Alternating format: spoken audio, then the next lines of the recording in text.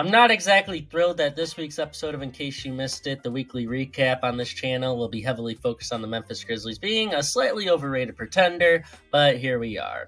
On top of this major topic, we'll be discussing all the other big storylines from Week 13 in the NBA, so let's get into it. Ja Morant has come back on the top of his game this year, averaging about 21 points, 4 rebounds, and 8 assists. Triple J is an all-star in my eyes right now, and Desmond Bane has been turning it up lately. Then you look at their depth pieces, and you got a scary team. And make no mistake, this team is one of the scariest teams in the NBA. But when I tell you they aren't a contender right now, it is because they have one massive hole on their team that will loom large, especially in this year's Western Conference. The Thunder, Rockets, Nuggets, Lakers, and Kings all have the biggest kryptonite to this Grizzlies team. The Clippers, Mavericks, and Timberwolves all have the borderline kryptonite to the team. The kryptonite, if you haven't guessed, is the team's starting centers. Right now, Brandon Clark, who stands at 6'8", is the starting center of the Grizzlies. All the other center options, with the exception of Zach Edey, don't provide the team with the size or the actual physical presence that this team needs to match up with players on basically every playoff team in the West. Sure, this is not the same Grizzlies team. They're much deeper and better offensively than they have been in years they've lost in the playoffs. But we can't forget, Anthony Davis completely dominated this team on both ends in the 2023 playoffs, as they had no physical matchup for a true center, nor could the team create consistent offense on the interior. That issue will loom large again in most of their matchups in the Western Conference, as, again, over half the teams in the West that are going to be in the playoffs have a true physical presence at the 5 spot. The Grizzlies have had difficulties with size all season in 2025, even if the numbers from the respective players aren't crazy dominating numbers. Watching the games, the team overcompensates for the deficiency they have, and it often sees teams thrive on the perimeter because Memphis needs to overreact to the interior on defense. You look at the teams they've handled well this season. They either fall into option A, a team with no true physical presence likewise to Memphis, or option B, the team just isn't very good. I see the Memphis Grizzlies rumored to be looking for a true 3-and-D wing at the deadline almost daily, but I just find that approach kind of off, especially considering they could add some great centers that would just move the needle for them to be a solidified true contender. I am telling you right now, if they were to go out and land Jakob Poeltl from the Raptors, this team is an undoubted contender. If they do not add someone along the lines of a Jakob Poeltl, a physical system center with height and size to match up with anyone, the same issue that happened against LA 2 years ago will happen again. That is why I can't in confidence say this team is a true contender yet. And the narrative that claims that they can compete right now, or that they are the second best team in the West right now, makes me believe that the Memphis Grizzlies are slightly overrated to this point. Make a move for a true center, and this team is a true contender. I promise you that. But right now, the deficiency, you can see it in almost every game. As I said earlier, there are 8 teams that have the kryptonite, or at least some variation of the kryptonite, to go against this Memphis Grizzlies team. The Thunder have Isaiah Hartenstein. He's too physical for them to handle. Rockets, Sengun. Nuggets, Jokic. Lakers, AD. Kings, Sabonis. Clippers got Zubac, Mavericks got both the Twin Towers and Gafford and Lively, and the Timberwolves have Rudy Gobert. Okay, there's 7 teams. Timberwolves don't count. But either way, that's 7 teams that have the recipe to destroy the Memphis Grizzlies in the playoffs and exploit them. 8 teams make the playoffs.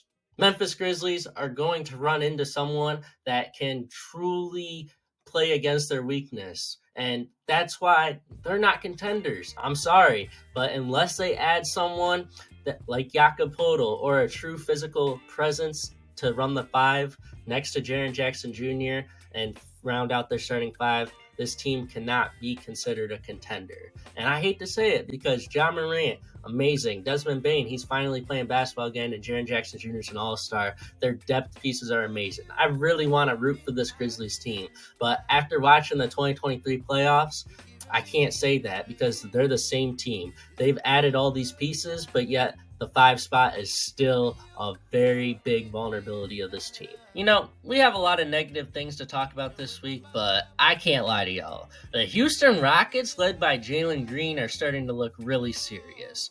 This stretch Jalen Green is on right now changes everything about the team. as the team's weakness has been not having a true go-to perimeter player to go out and get a bucket while producing at an efficient clip. But right now, that is exactly how you would define Jalen Green during this current stretch. So what exactly is the Rockets' limitation with him playing like this?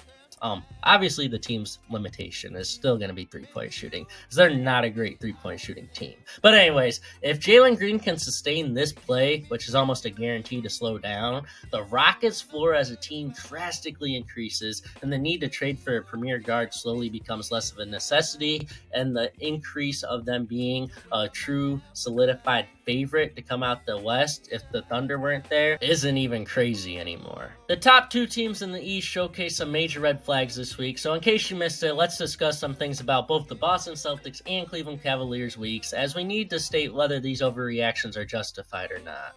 Starting with the Cavs red flag, and apparently that red flag is Donovan Mitchell. It is no secret that Donovan Mitchell has not been producing the same numbers as years prior this season, but it has correlated to the team being successful, which is a complete opposite from how it has been, because the team has lived and died through Donovan Mitchell's play. Unfortunately, after having two terrible games against the Oklahoma City Thunder, there are rumblings about a possibility that Donovan Mitchell is regressing with the success of the team. All I have to say to that is really. 2 games against one of the best defenses, not just this year, but in NBA history, and now I want to overreact and drop some crazy narratives about him. Come on, we have to be better than that.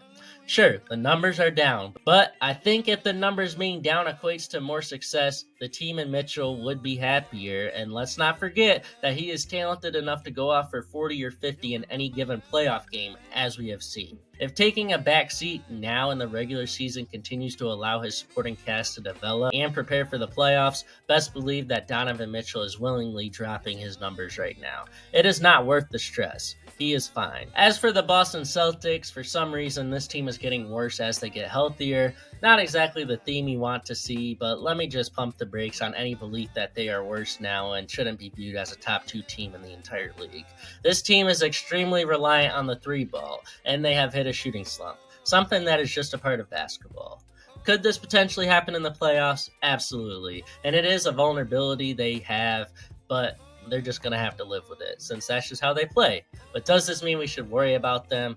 Absolutely not. As this was the same case as last season, we just weren't as surprised about it a year ago because, well, the Celtics didn't have the greatest track record in the playoffs. Now they do have a track record, and it's causing some worry, which is totally unnecessary. Is the resurgence of the Sacramento Kings real? I mean, honestly, I'm still not ready to say that, but after another good week, I'm closer to saying yes to that. I still just think in the long run, their defense is still extremely flawed, and although the offense is finally looking organized and the chemistry on that end looks good, we still have to be honest here.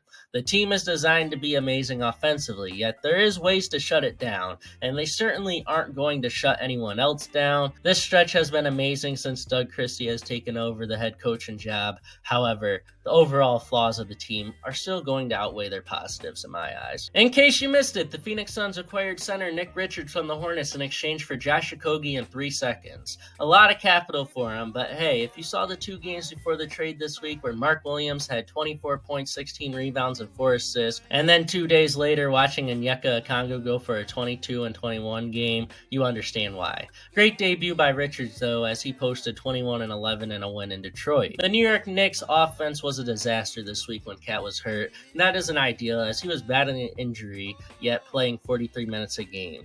Not a great way to handle injury management, but that's just something to note from the week. Anthony Edwards quite literally is equating to being the entire offense of Minnesota, as the team is overly reliant on him to a worrisome extent. The Raptors won 2 games this week, which means they have 10 total in the year, and the Nets only scored 67 points in an NBA game this week. Of course, we can't talk about this week without mentioning the MVP race, as there is real belief that SGA has already won the award.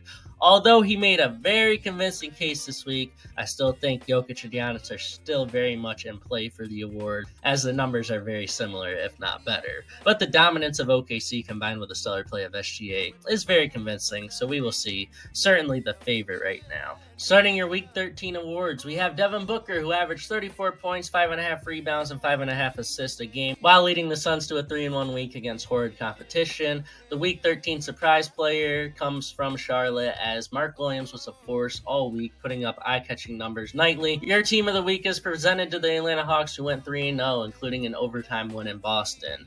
The worst team of the week goes to the Philadelphia 76ers, and I'm just going to say it. I'm ready to call time of death on this team because just when you think it's going to get better, it keeps getting worse. As always, my updated power rankings are on the screen, so feel free to pause the video to check that out. I hope you all enjoyed the Week 13 episode of In Case You Missed It. If you want to watch Week 12's, it is the video in the upper left, and if you want to see the best landing spot for each player rumored to be moved at the deadline, click on the video on the upper right. Don't forget to like and subscribe. Y'all stay safe. Have a good one. Bye.